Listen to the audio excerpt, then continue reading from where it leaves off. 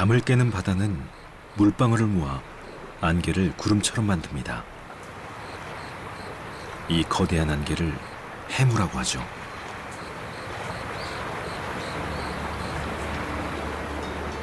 오직 인간만이 수천 년 동안 해무를 가르며 바다를 나아가고 육지에 닿고 새로운 문물을 실어 날랐습니다.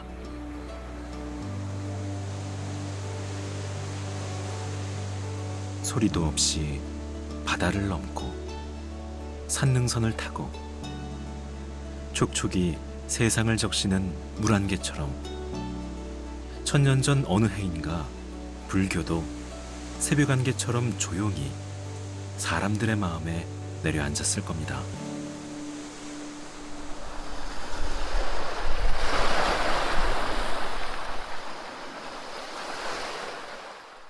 이 장흥은 천년의 해무를 가진 지역입니다.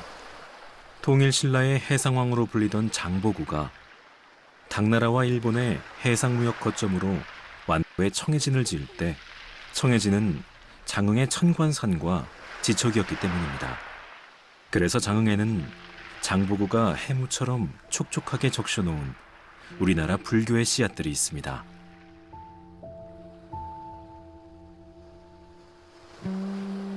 그 씨앗들은 어떻게 자라났을까요?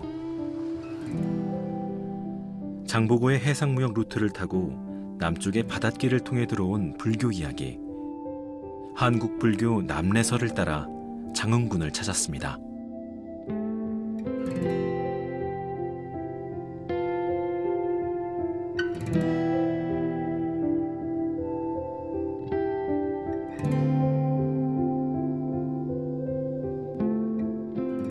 호남의 5대 명산 중 하나인 장흥 천관산. 천관산엔 1000개의 왕관처럼 보이는 바위들이 수없이 솟아있는데요. 그 이름은 화엄경과 관련이 있습니다. 화엄경에 전하길 옛적부터 보살들이 상주하던 지제산이 있으니 지금도 천관보살이 1000명의 보살과 함께 법을 설하고 있다고 하는데, 옛사람들이 보기에 장흥의 천관산은 1000개의 관을 쓴 천관보살처럼 느껴졌나 봅니다.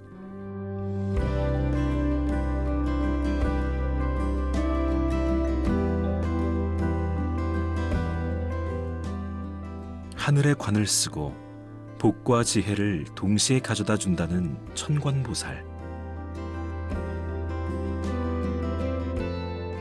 천관산 꼭대기 바다와 육지를 아우르는 그곳에 천관보살의 보금자리처럼 보이는 천년고찰 천관사가 있습니다.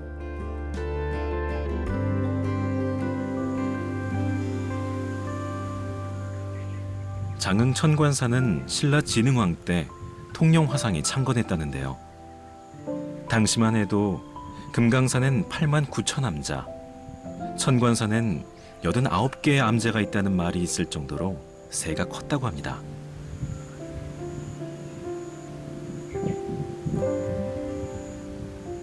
지금은 천관보살을 모시는 법당과 3층 석탑이 손님을 맞습니다.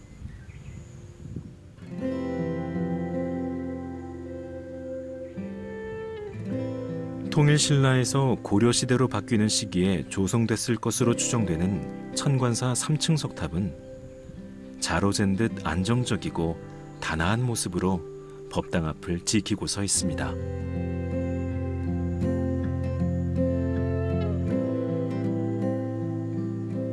장흥이 남쪽 바닷가에 위치해 있으니 외구의 침입이 잦아 사찰의 규모는 세월의 풍파에 축소됐지만 3층 석탑은 천관보살을 지키는 장군처럼 절마당을 바라보고 있었는데요.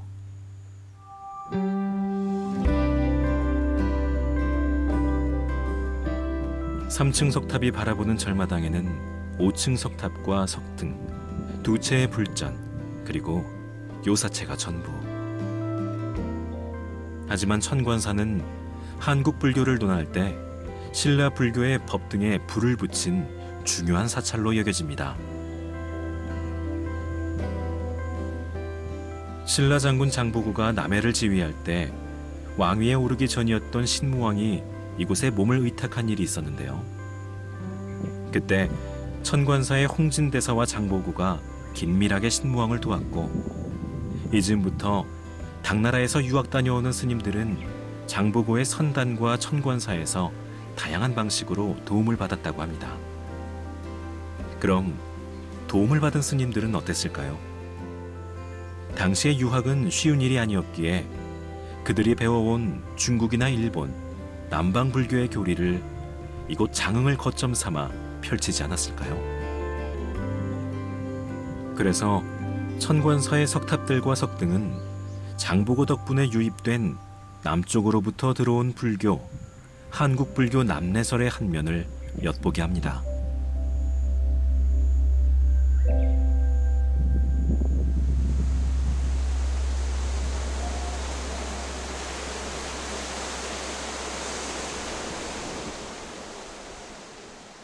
바닷가 천관사에서 능선을 타고 육지로 오르다 보면 부처의 지혜를 뜻한다는 가지산에 닿습니다.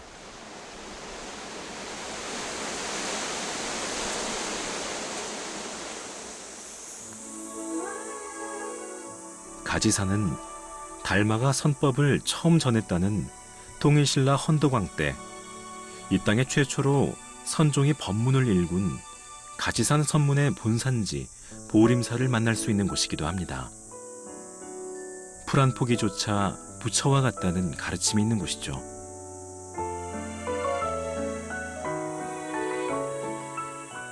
깨달음을 얻는 것을 견성성불이라 한다죠. 그래서 불교에서 성불하세요라고 하는 말은 깨달음 얻기를 기원해주는 축복의 인사이기도 합니다. 이곳 보림사 스님들도 부처의 본성을 깨닫기를 기원했고 그것은 선종의 목표가 됐습니다.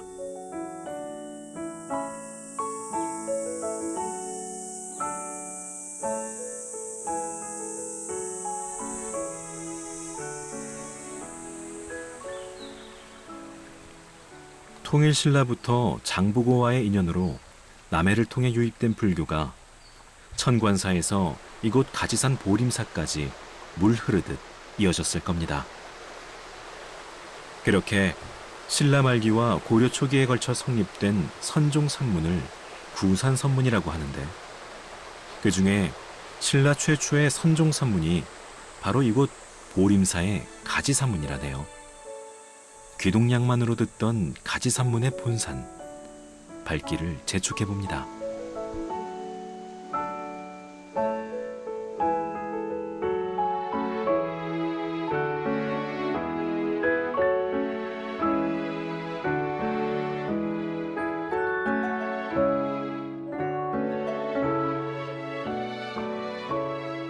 보물 같은 숲이라는 뜻의 보림사. 장흥 보림사가 인도, 중국, 한국, 동양의 3대 보림 중 하나로 불리는 이유를 깨닫기 위해 천년고찰의 흔적을 찾아 거슬러 올랐습니다.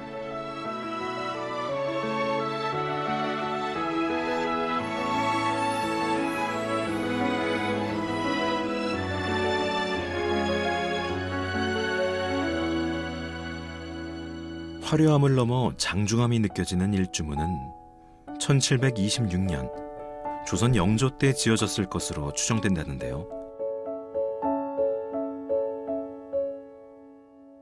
바로 이 선종 대가람이라고 적은 편액을 보고 시기를 가늠한 것이라고 합니다. 그럼 선종 대가람은 누가 이뤘을까? 9세기 초 중국 당나라에서 유학하고 남종선을 전법받아온 도의선사가 설악산에서 염거스님에게 법을 전하고 입적한 뒤 염거스님은 보조 채징스님에게 법을 전했습니다. 보조 채징스님은 그 가르침을 따라 구산선문을 개창했으니 3대에 이르러 선사상이 신라의 뿌리를 내리고 우리나라 불교의 기반이 다져졌다고 합니다. 수행을 통해 점차 깨달음을 얻는다는 북종선과 달리 남종선, 즉 선종은 금강경을 기반으로 내 안에서 불성을 찾는다는 즉각적인 깨달음을 말하는 것이었죠. 나의 본성에서 부처를 찾는다는 선종은 불교계에 큰 물결을 만들어냈습니다. 보림사 계산 당시에는 왕의 명령으로 천칸의 전각에 800명이 넘는 수도승들이 거처할 정도로 사찰의 규모도 커졌는데요.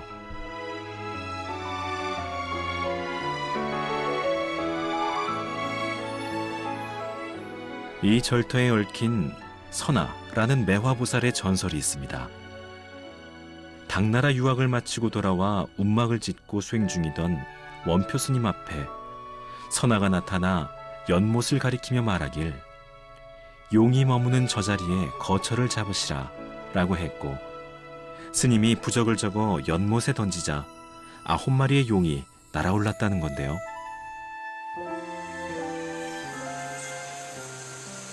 그 연못을 메운 것이 지금의 보림사터라는 것입니다. 산속의 연못을 메워서일까요? 지금도 보림사는 평평한 평지에 자리하고 있습니다.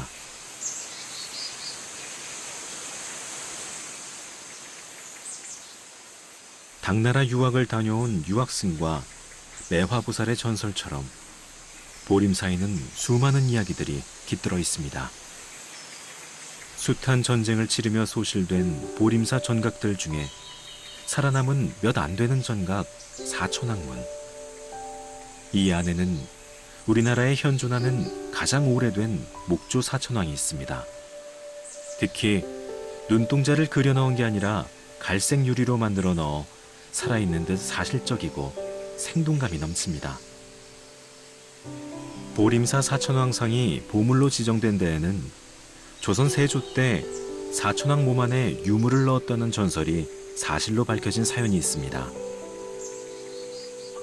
1995년 지표조사 때 사천왕의 팔과 다리에서 다량의 고서와 유물들이 발견된 것인데요. 삼인이 참서, 부모 은중경, 고봉 화상선녀와 몽산 화상 육도보설 같은 불경과 함께 사천왕의 어깨 부분에서는 국보급 한글 자료인 월인석보 25권이 발견됐다고 합니다. 화려한 보관을 쓰고 무서운 표정을 지었지만 그 속에 보살의 자비심을 담고 있었던 보림사의 수호자들인 것이죠.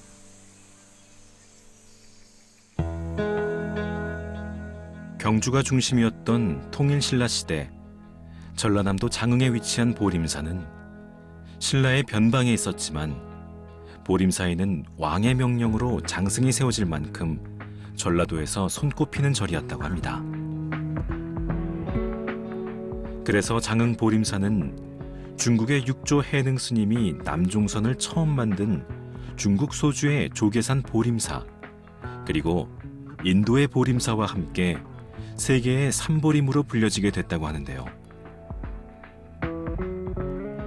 그 위용을 보여주려는 듯 국보 제44호 쌍둥이 3층 석탑과 석등이 서 있습니다.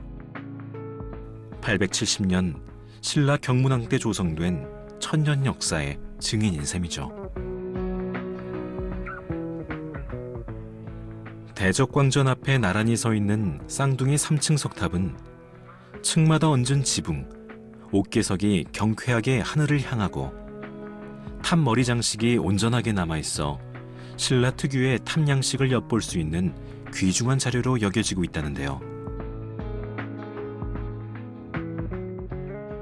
1933년 겨울 도굴꾼에게 훼손당하고 나서 탑을 보수하던 중 탑지와 사리함이 발견됐는데,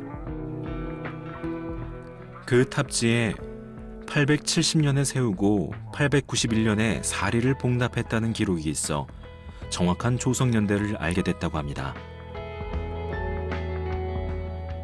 쌍둥이 석탑 사이의 석등은 통일신라 양식의 석등 중에서 가장 완벽하다고 평가받는 석등입니다. 화려하게 치켜 세운 옥계석 위에 연꽃을 새긴 보주를 얹어 전체적인 인상이 경쾌해 보였는데요. 단단한 돌을 쪼아 흘러내릴 듯한 연꽃잎을 표현하기가 얼마나 어려웠을까.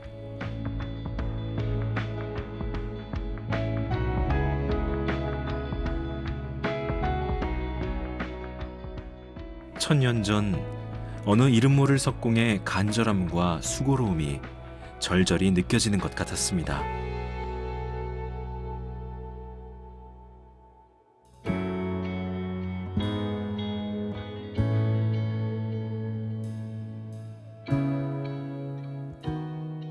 대적광전 정가운데에 놓은 석등의 위치도 흔하지 않은 배치라는데, 숱한 전쟁과 화마 속에서 온전한 모습을 지킨 석등과 쌍탑은 조용히 바라보는 것만으로도 불경을 듣는 듯하고, 환한 대낮에도 불법을 향한 등불이 켜져 있는 듯 마음이 평안해졌습니다.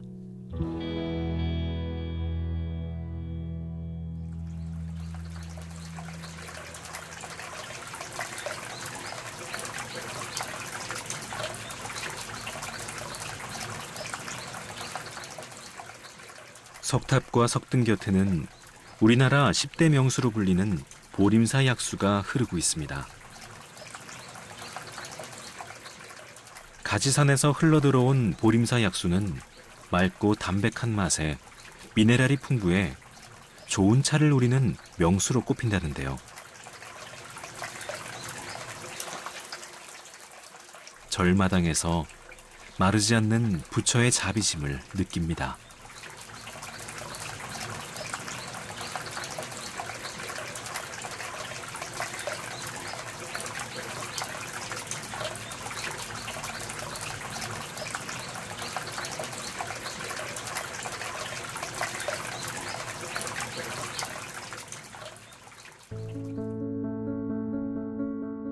맑은 물로 목을 축이고 더위도 피했으니 쌍탑과 석등 뒤에 있던 대적광전으로 향해 봅니다.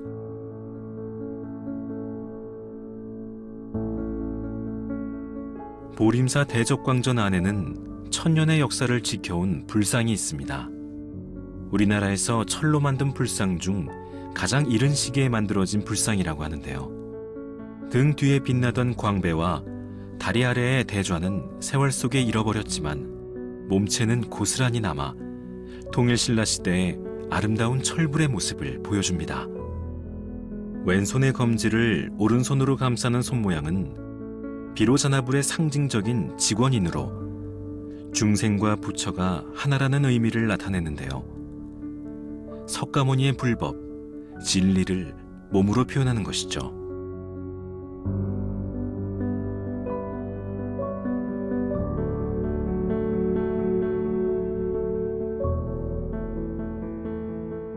왕족이었던 석가모니의 신분을 나타내기 위해 불상을 만들 때 표현한 작은 소라 모양 머리카락까지 흙으로 빚은 듯 세밀하고 정교합니다.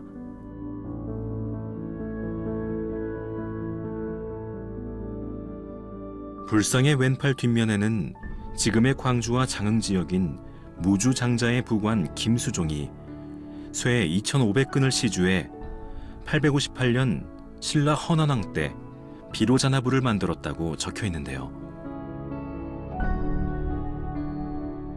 이런 세밀하고 아름다운 모습의 보림사 철조 비로자나불상은 통일신라 시대 이후에 널리 유행하게 되는 비로자나불의 본이 되었다고 합니다.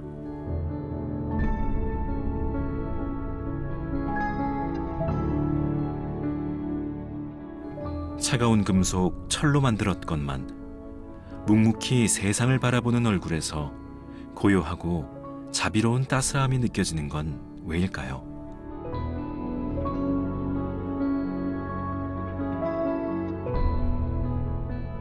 보림사 대웅보전에도 전설 같은 이야기가 있습니다.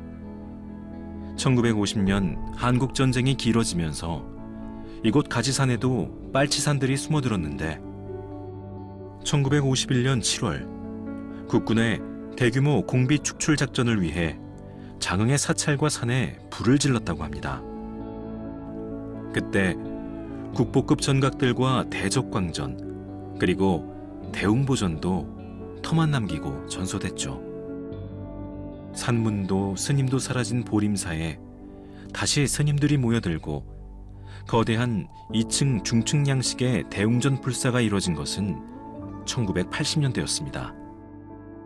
철원 스님이 부임 후 1982년 옛 주춧돌비에 보곤한 보림사 대웅전. 내부는 높은 천장의 단층 구조로 웅장함을 뽐내며 세 분의 부처님과 세 분의 보살을 모셔놨습니다.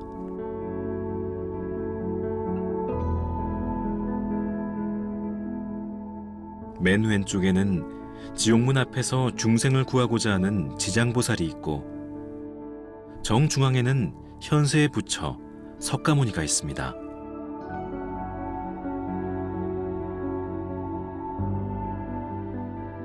왼쪽부터 지장보살, 과거의 부처인 연등불, 문수보살, 석가모니불, 실천의 상징 보현보살과 미래의 부처 미륵불, 중생의 소리를 들어주는 관세음보살까지. 대웅전의 삼불삼보살은 보림사의 새로운 천년을 이어가고 있는 것 아닐까 생각해 봅니다.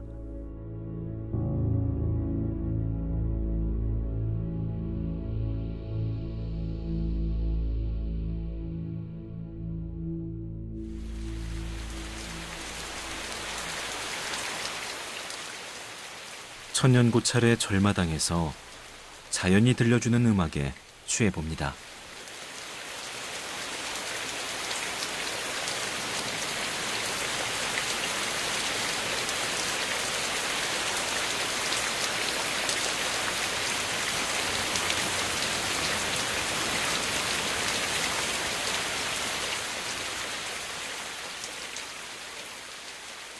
비가 그치면 가지산 보림사의 숲은 더 무성해지고 불법의 향기는 더 짙어지겠죠.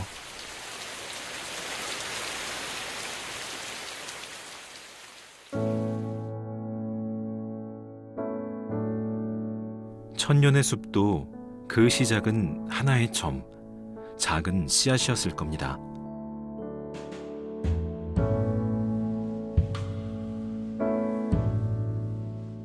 보조선사가 가지산에 뿌리를 내리기 시작했던 그때처럼 말이죠.